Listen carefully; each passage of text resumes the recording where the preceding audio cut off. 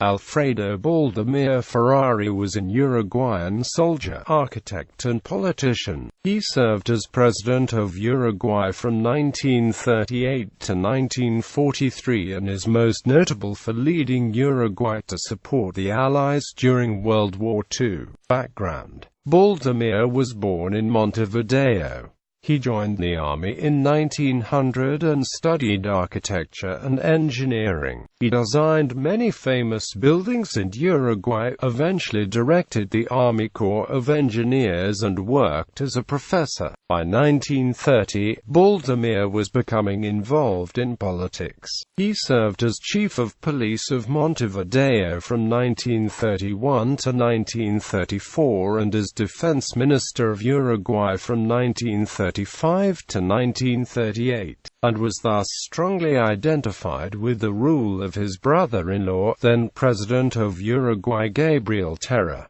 President of Uruguay. He was elected President of Uruguay in 1938 as a member of the long-ruling Colorado Party. He took office as president on June 19, 1938. The vice president of Uruguay during his period of presidential office was Alfredo Navarro. Baldomir set a high priority in involving Uruguay in international affairs, and appointed the famous diplomat Alberto Guarni as foreign minister. World War II. As World War II broke out, Baldomir discouraged support for the Axis within the country, and early in 1942, he broke off diplomatic relations with the Axis powers. In 1942, Baldomir, now a general in the army, expanded his powers through a military coup, dissolving parliament and declaring an emergency. His term, which was soon to expire, was extended for a year.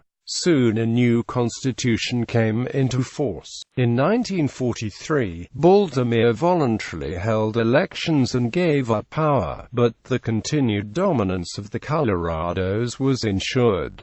Retirement and death. Baldomir retired from office on March 1, 1943.